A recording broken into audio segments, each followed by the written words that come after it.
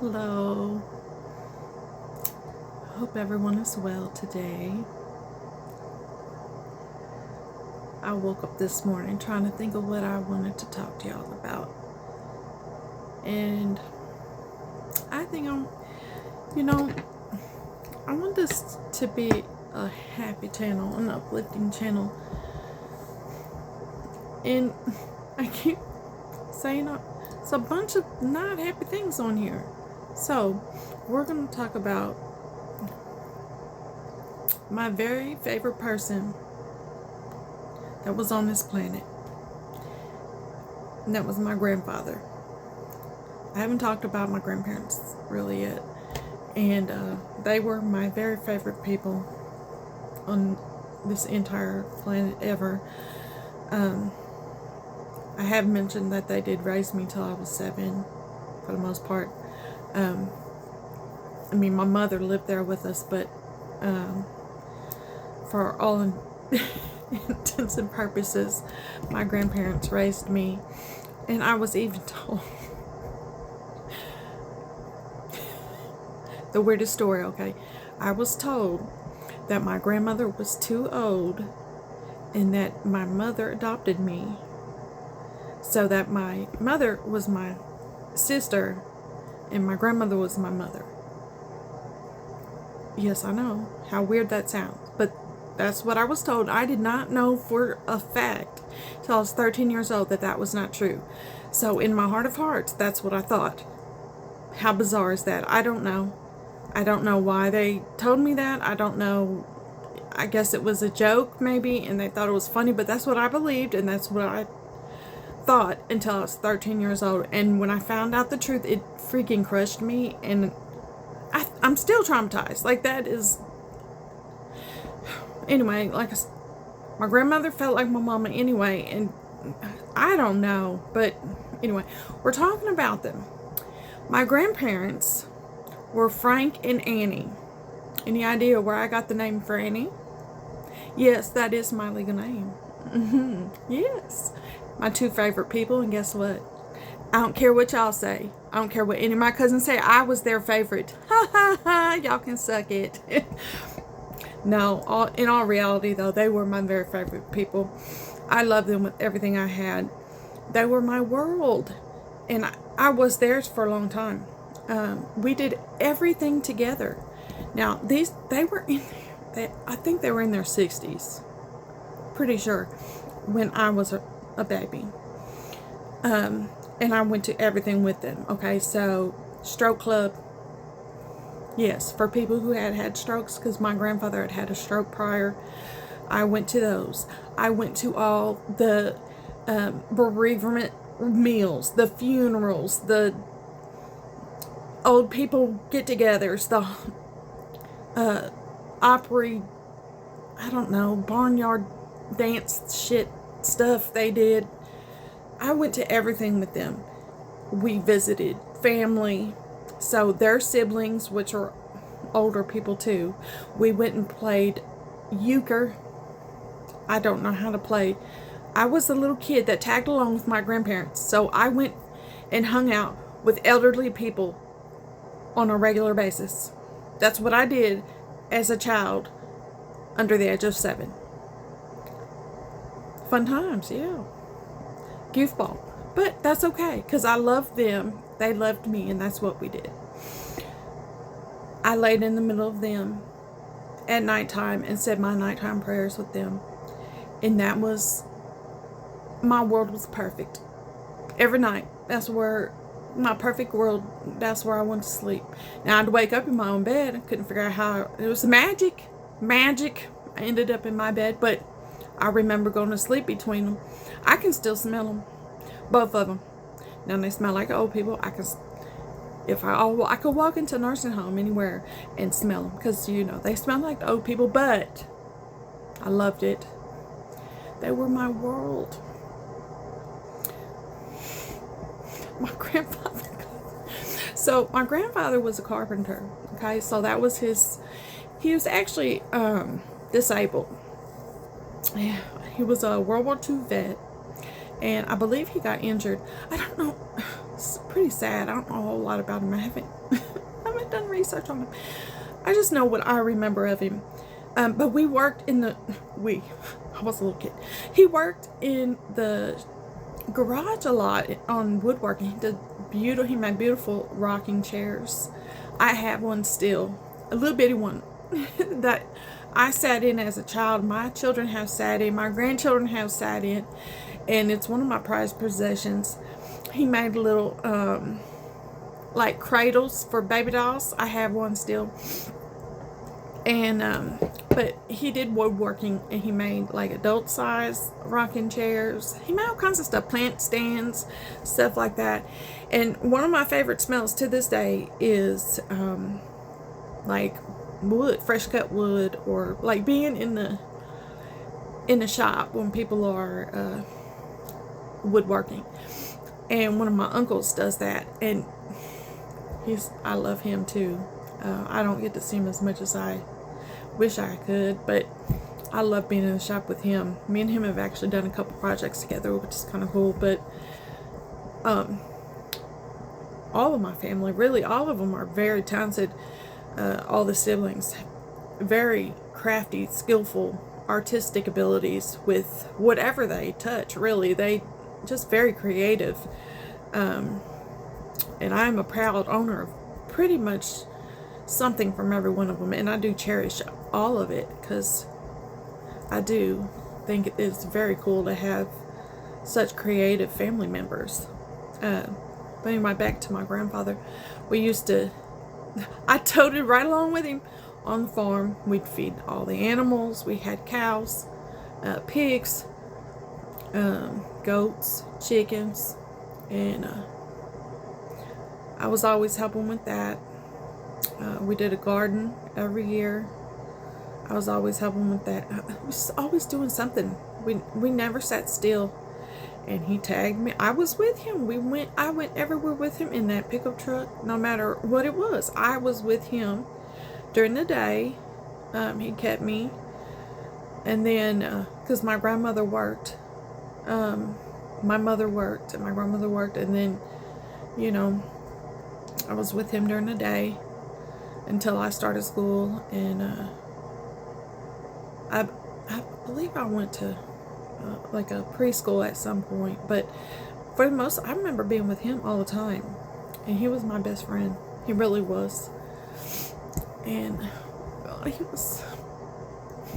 he'd let me sit. I'd sit behind him on his rocking chair, and he'd let me put little barrettes in his hair. And he didn't have much hair. He was going bald, but he let me put little barrettes in there and those little foam rollers, and he let me brush his hair and just do all kinds of stuff. Man, he was so fun. And he had a mole right in the middle of his forehead, right? And I push it, and he'd stick his tongue out. I push it, he'd stick his tongue out. And I do that with my grandbabies, because I have these moles on my face. I have this one here, and I have this one here, and they push it, and I stick my tongue out. It's something I do with my grandbabies, and it just makes me think of him. He got sick. He had a stroke, and it paralyzed him from the neck down. And they brought him home. And he was on a ventilator, so he had a trach, had to breathe through a tube in his throat. And they had him in the family room at home, in a hospital bed on a vent. And I remember laying in that bed with him. I believe I was in kindergarten, first grade, something like that. Laying in there, I'd read to him every day. I was helping do his range of motion. And let me tell you, when you're I was a little bitty kid, like tiny, very skinny, very just petite child. And let me tell you, trying to hold his head up, his head was so heavy, but I wouldn't stop, because I had to. That was my Paw Paw, and I had to hold his head up.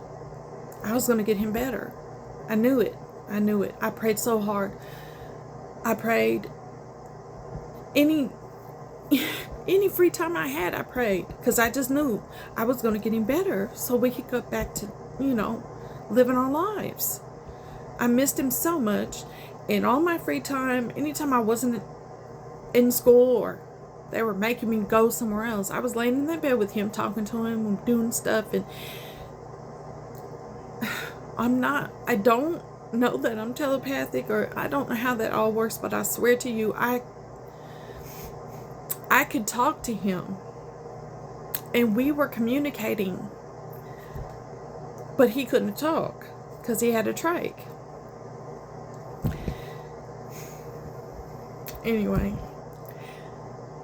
the only word he ever said after that, and they closed his trach off, and he said, Franny. So the only word he ever spoke after he had that stroke was my name. I miss that man. I loved him so. He was such a good man to me.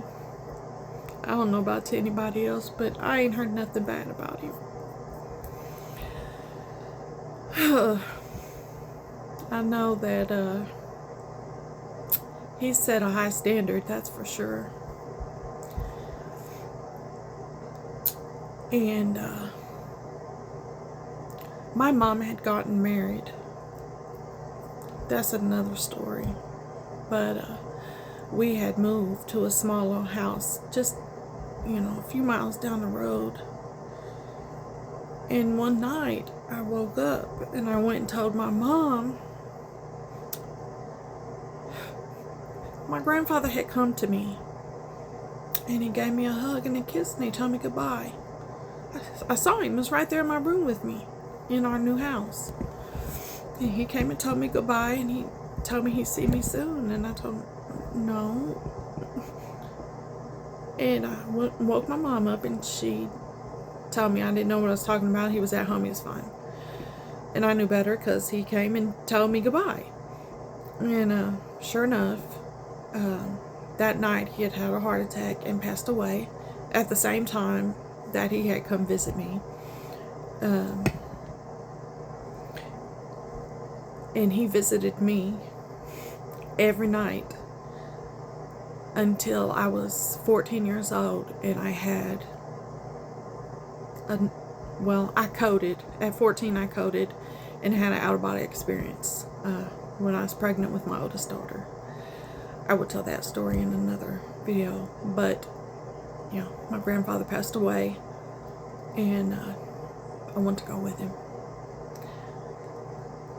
I was devastated. I hated it. My cousins didn't understand. I couldn't figure out. We had the funeral, and I couldn't figure out how come they were outside playing, how come they were able to play and laugh. And well, they're little children. Children don't understand death, but I did.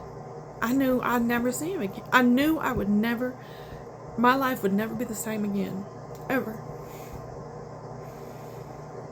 I couldn't understand why they were okay with that. But they weren't close to him. They didn't know him like I did. They didn't know the finality of death. I've always been I've always been different. In my little 7-year-old body, I want to crawl up in that casket and go with him. I want to go with him so bad. I felt like life wasn't worth living after that. Like, that's how sad. That's so sad. So sad. But that was the story of my Paw Paw. My very favorite person.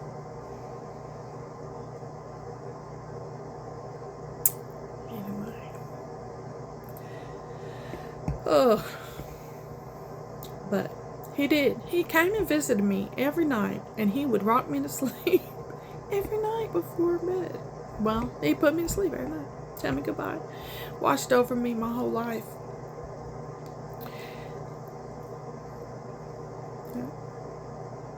Such a good man. We had such good times. I loved growing up on a farm. I really did. It was real nice. I miss it.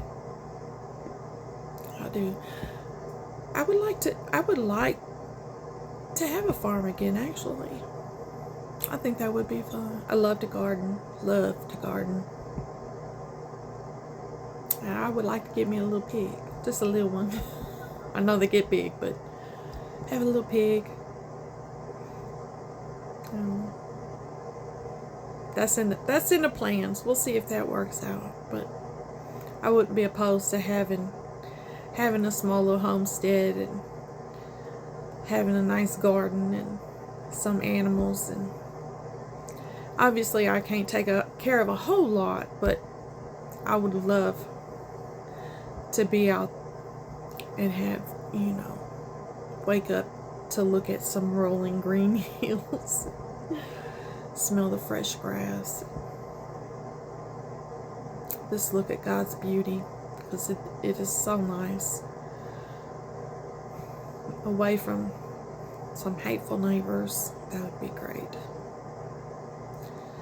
Humans, sometimes there are nice ones out there, but man, I tell you, it's getting harder and harder to find the good ones.